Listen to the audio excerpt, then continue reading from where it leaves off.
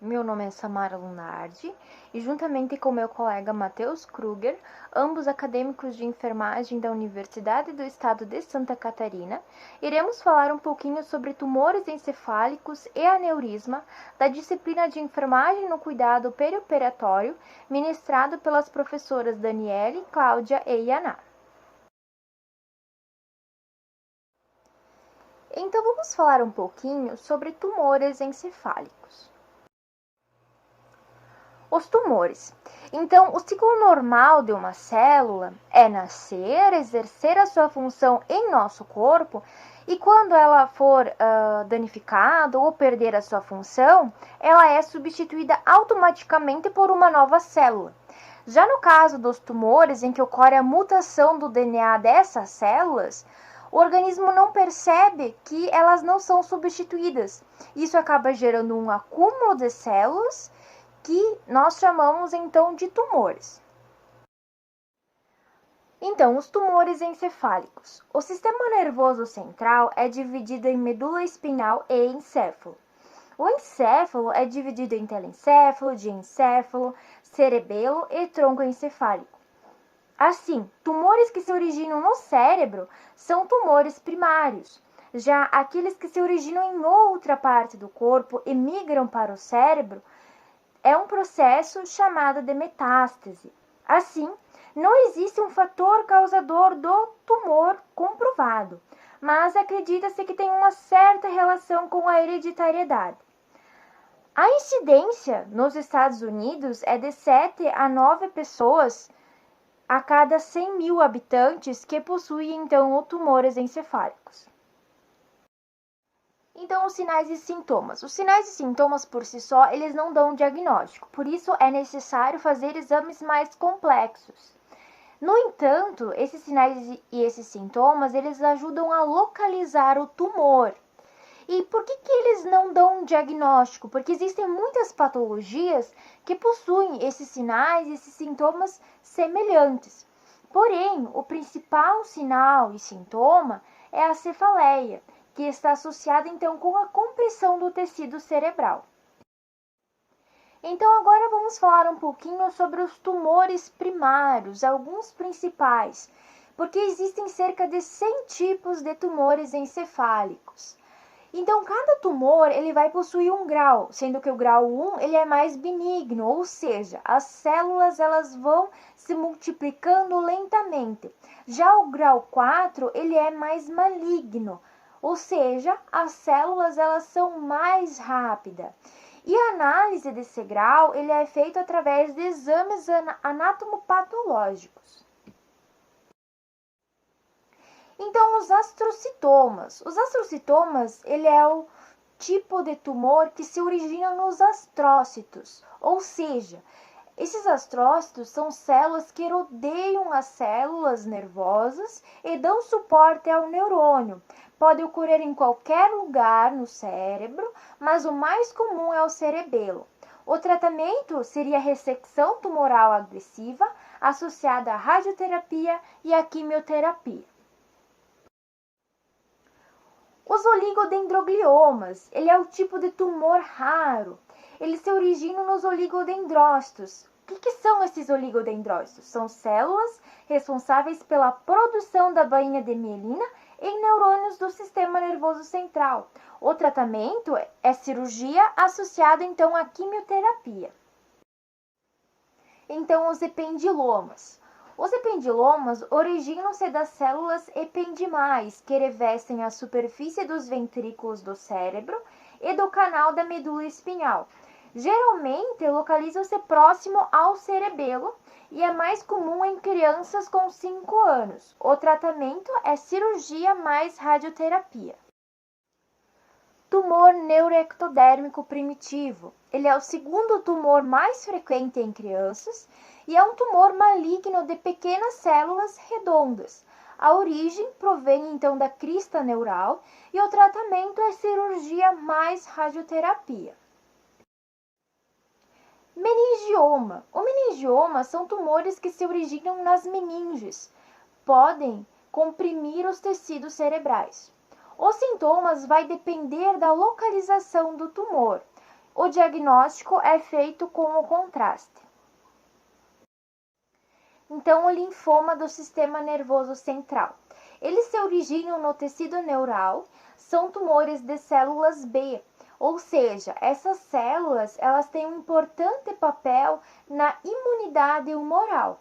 O tratamento é a radioterapia mais a quimioterapia, e a pessoa que possui o linfoma do sistema nervoso central, a média de sobrevivência é de 13 meses. Cordoma. O cordoma são localizados na região do clivo. Ele tem um crescimento mais lento e o tratamento é a reintervenção cirúrgica associada à radiocirurgia ou à radioterapia. Schwannoma. O schwannoma é responsável por 10% de todos os tumores cerebrais. Ele tem origem na porção vestibular.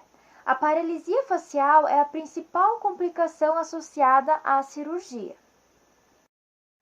Tumores da região pineal. Esses tumores crescem nas células do parênquima pineal. Existe uma variedade de tumores nessa região, por isso é necessário a biópsia para fazer então o tratamento. Craniofaringiomas. Esse tumor ele afeta a hipófise, que libera hormônios para a função do corpo. Ele é mais diagnosticado em crianças de 10 anos e o tratamento é a ressecção cirúrgica. Carcinoma e papiloma do plexo coroide. O plexo coroide é o local onde é produzida a maior parte do líquido cefaloraquidiano. Então, esses tumores originam-se do epitélio de revestimento dos plexos coroides localizados nos ventrículos do cérebro. Metástases cerebrais.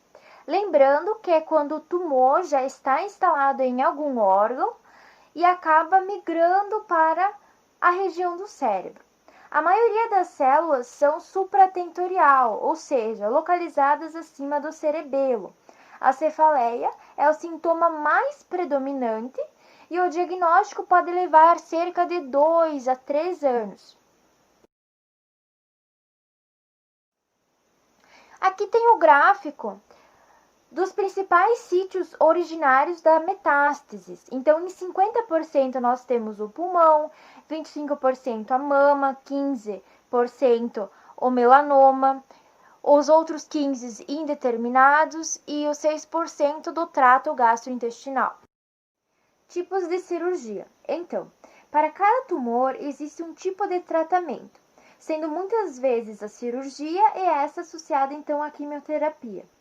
O principal tipo de anestesia utilizado é a anestesia geral, mas as cirurgias elas podem estar associadas à anestesia local e à sedação também. O tratamento, assim como o tipo de anestesia, ele vai variar de acordo com o tipo histológico do tumor e da comorbidade associada que o paciente possui.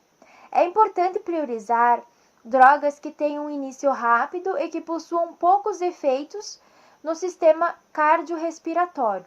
Então, os corticoides eles podem ser usados para diminuir o edema cerebral. A dexametasona ela pode ser utilizada em hipertensão intracraniana. Anticonvulsivantes não são necessários em pacientes que não têm convulsão. Porém, se o paciente sofrer de convulsão, é indicada a fenitoína ou a carbamazepina.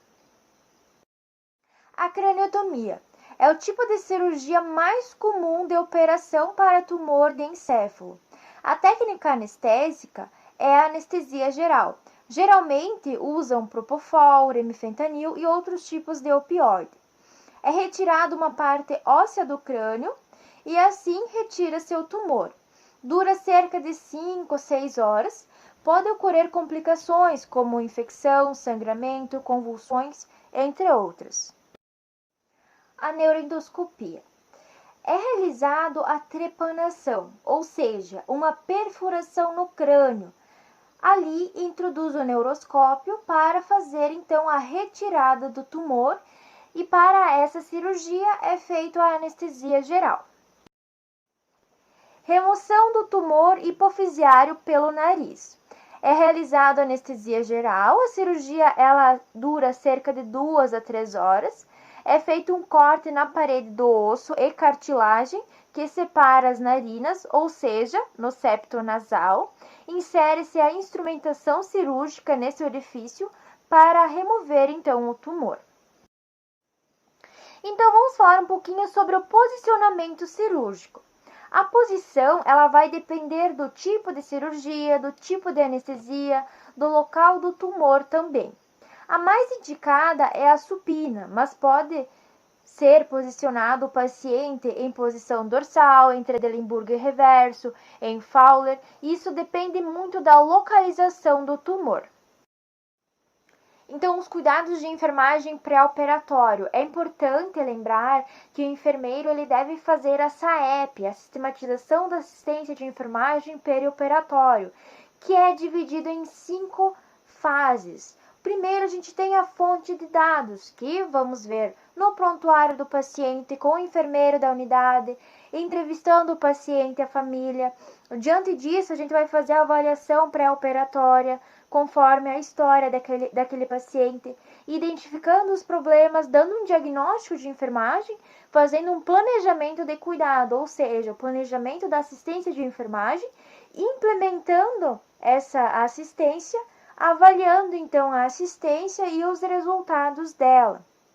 Então, com isso, é necessário preparar emocionalmente o paciente, inspecionar o couro cabeludo, fazer a tricotomia, lembrando que ela é até 2 horas antes da cirurgia, os sinais vitais, o controle neurológico conforme a prescrição médica, a administração de medicações prescritas, cuidar para manter a coluna reta em uma posição mento-external, para diminuir então a lesão, utilizar coxins em locais de riscos e não ocorrer lesão de pele. Isso é muito importante no posicionamento do paciente para a cirurgia depois da anestesia. Faixas fixadas sem que cause edema no posicionamento, manter as pernas descruzadas, lubrificar os olhos e manter fechados com epitesão, os braços elevados não pode ser a superior a 90 graus. Se necessário, utilizar meias elásticas para prevenir trombose, fazer a monitoração dos sinais vitais, como eu falei anteriormente, assim como da pressão intracraniana. Existem algumas complicações pós-operatórias que podem ocorrer diante das cirurgias dos tumores encefálicos, né? As principais complicações é a diminuição do nível de consciência, o vasoespasmo cerebral, a hemiparesia, a hipertensão intracraniana, convulsões, náusea e vômito, hipotensão, desconforto respiratório, infecção do sítio cirúrgico, dor, hipertensão. Isso tudo vai depender muito de como o paciente ele estava anterior à cirurgia, se ele estava ansioso, se ele estava com medo, se houve um preparo emocional para esse paciente e também da localização do tumor, assim como da anestesia, se esse paciente tinha alguma alergia ou como é que foi a utilização ascética da equipe, tanto de enfermagem como multiprofissional daquele ambiente. No pós-operatório, além da continuação da SAEP, inclui-se anamnese, exame físico. Ao chegar na sala de recuperação pós-anestésica, é necessário verificar o nível de consciência, a oxigenoterapia, os sinais vitais do paciente, ajustar a cabeceira em posição de semi-Fowler conforme a prescrição médica, verificar a fixação de drenos e sondas, a avaliação do curativo, a monitoração neurológica para detectar alterações, verificar o balanço hídrico, o manejo da dor, avaliar a sedação e administrar então a medicação prescrita. Então, o processo de enfermagem.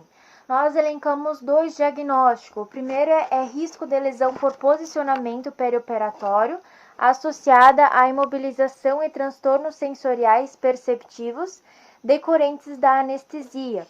As intervenções de enfermagem seria aplicar protetores ao calcanhares, conforme apropriado, monitorar cor e temperatura da pele, monitorar a pele e as mucosas quanto às áreas de descoloração, contusões e distúrbios monitorar o surgimento de áreas avermelhadas atentamente, monitorar as características da lesão, inclusive drenagem, cor, tamanho e odor, orientar o paciente e a família sobre procedimentos de cuidado com a lesão, orientar o paciente e a família sobre sinais e sintomas de infecção, documentar o local, tamanho e aspecto da lesão, caso ocorra. Outro diagnóstico é o risco de infecção no sítio cirúrgico, podendo estar associado ao tipo de anestesia, sítio cirúrgico e tipo do procedimento cirúrgico. Então, as intervenções de enfermagem: limpar adequadamente o ambiente após o uso de cada paciente, trocar o equipamento para cuidados do paciente conforme o protocolo da instituição, lavar as mãos antes e após cada atividade de cuidado ao paciente, tricotomizar e preparar a área conforme indicado no preparo para procedimentos invasivos ou cirurgias, manter o ambiente asséptico ideal durante a inserção de linhas venosas centrais à beira do leito do paciente, manter ambiente asséptico durante a troca de equipos e frascos, manter sistema fechado no monitoramento hemodinâmico invasivo, promover a ingestão nutricional adequada e estimular a ingestão hídrica conforme apropriado. Questãozinha da CESP de 2010. A neurocirurgia requer cuidados intensivos específicos de enfermagem. Com relação à neurocirurgia, julgue os itens a seguir. A craniotomia é um procedimento realizado para remover tumor, alivia a pressão craniana elevada, evacuar coágulo sanguíneo e controlar a hemorragia. Sim, a craniotomia é realizado para remover o tumor, aliviar essa pressão craniana elevada, principalmente devido ao aumento das células, evacuar coágulo sanguíneo e controlar a hemorragia também. Em outras patologias, acaba se realizando a craniotomia também.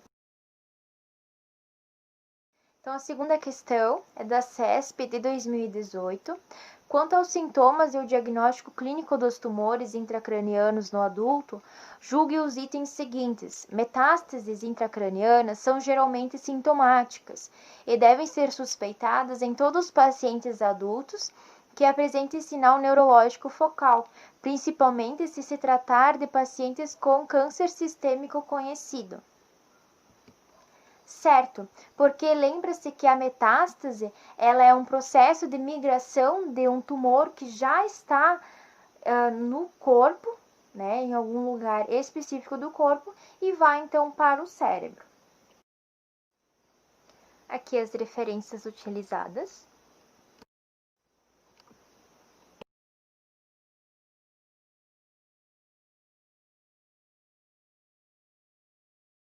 Ele pode permanecer sem se romper durante toda a vida da pessoa, ou então ele pode se romper e causar uma hemorragia cerebral.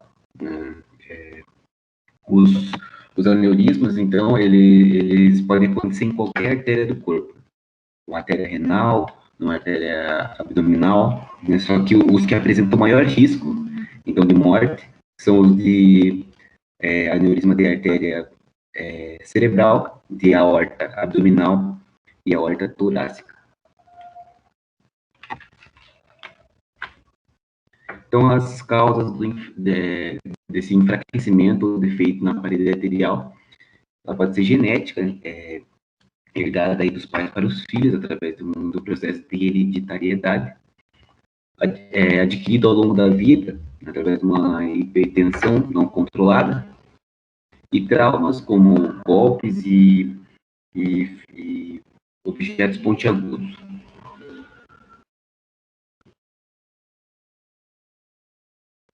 Os sintomas, então. Em alguns casos, né, ocorre um sangramento inicial, né, não tem rompimento completo, e sim um sangramento pequeno inicial, daí ele é acompanhado de cefaleia intensa, né, antes de se romper por completo.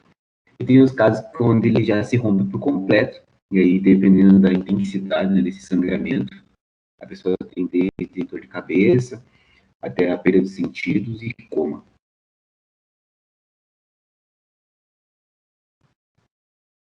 A prevenção. A prevenção é verificando o histórico familiar devido, um controle da hipertensão arterial, evitar fumar, não beber em excesso. Isso leva a fatores de risco, né? Os fatores de risco seriam, então, a hipertensão não controlada, o tabagismo e o consumo de bebidas alcoólicas em excesso.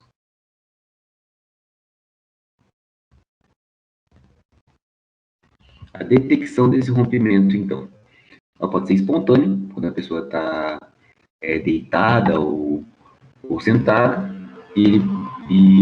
ou pode ser pelo aumento súbito da pressão, né, quando a pessoa está fazendo um exercício físico, ou por qualquer processo que aumente a pressão arterial, né, passar por estresse, talvez.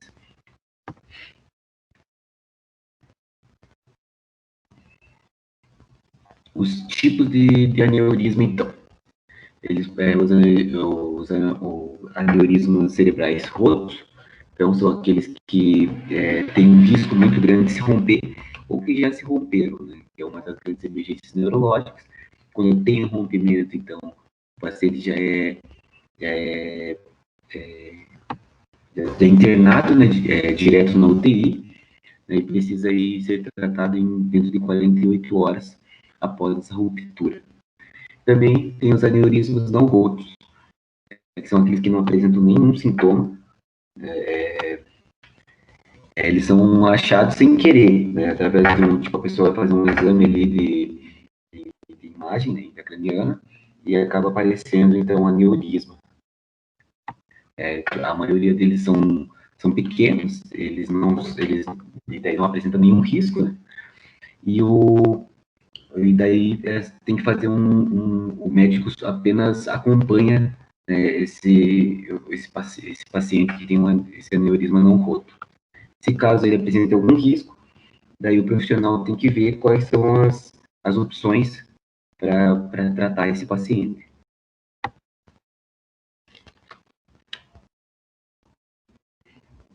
A detecção, então, ela acontece por arteriografia, que é um diagnóstico radiológico, que é minimamente invasivo.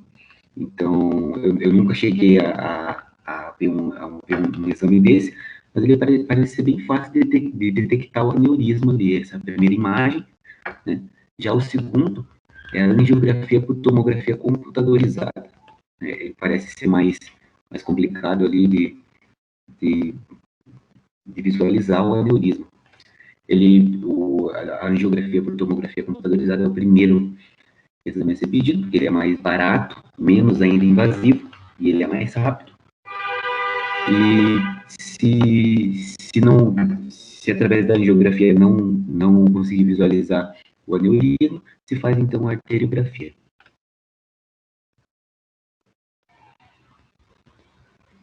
O tratamento, então. São dois tratamentos. Um deles é a embolização endovascular. Então, leva-se então um catéter até o aneurisma. Esse catéter ele entra pela artéria femoral, né, do paciente, e através de um sistema de guia, né, de raio-x em tempo real, o neurologista ele guia esse catéter até o aneurisma. Chegando no aneurisma, dentro lá do aneurisma, ele faz a introdução de molas, né, fazendo então a oclusão do aneurisma. Né, enche o aneurisma de molas, e daí tem isso, exclui o aneurisma da circulação sanguínea, né, e tem a cura então do paciente. Esse procedimento tem uma alta recuperação, uma recuperação rápida e sem dor, alta hospitalar precoce e uma ausência de trauma, né, porque não está fazendo nenhuma abertura, né, no crânio do paciente, né, uma craniotomia.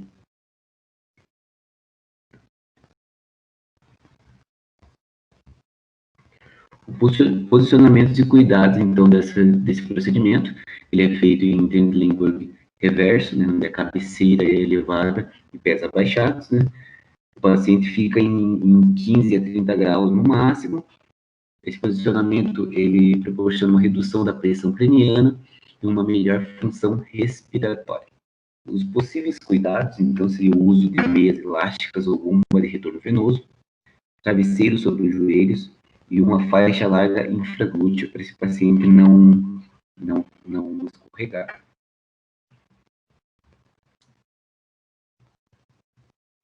A assistência de enfermagem pré-embolização, então, seria acolher o cliente e familiar, realizar, então, a anamnese, exame físico, certificar se suspender o uso de medicamentos, como anticoagulantes e hipoglicemiantes, como metformina, verificar histórico de alergia, explicar procedimento, entregar e orientar sobre o termo de responsabilidade, acompanhar o paciente até a sala de procedimento e providenciar acesso venoso calibroso. A assistência de enfermagem pós-embolização, então, seria controlar os sinais vitais de 15 em 15 minutos nas primeiras 2 horas, de 30 em 30 minutos nas próximas 2 horas, e de hora em hora nas próximas 2 horas, né, totalizando aí 6 horas. E após 6 horas, verificar, então, sinais vitais de 2 em 2 horas. Observar padrão ventilatório e comunicar alteração, uma tosse ou cianose, uma taquipneia, registrar a saturação de oxigênio, avaliar reação pupilar, função motora e sensorial, mensurar a diurese rigorosamente, observar a presença de sangramento na região de inserção do introdutor, região de inserção do catéter, avaliar o pulso e perfusão do membro que foi cateterizado de hora em hora.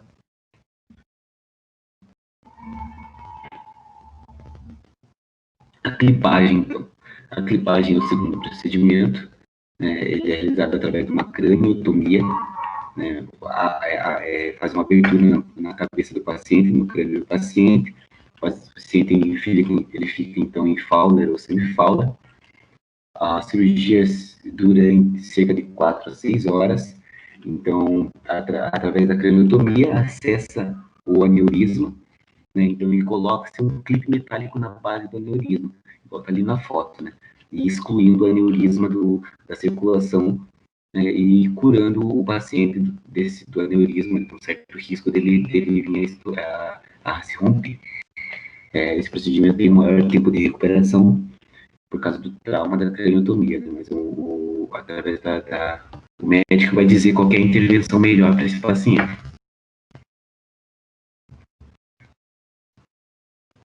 O posicionamento de cuidados, então, é feito em Fowler e semi-Fowler, onde o paciente fica sentado.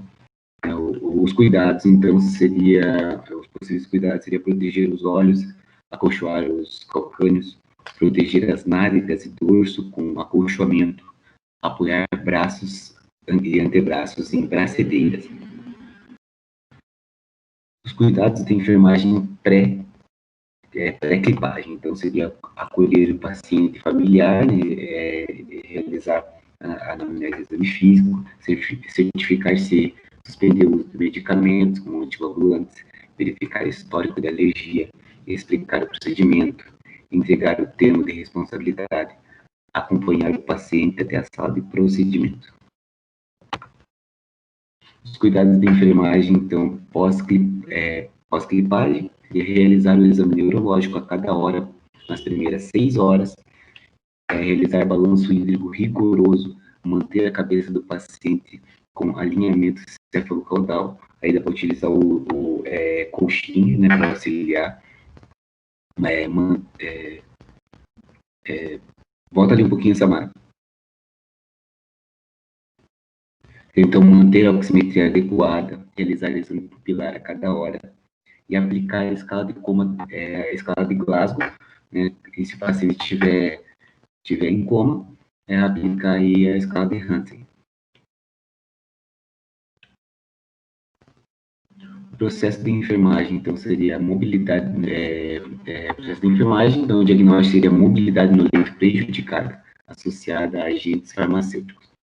Os cuidados seria, então, relacionado ao posicionamento adequado no leito, a mudança de decúbito, a descompressão de prominências ósseas e a prevenção contra queda, utilizar a escala de Morse.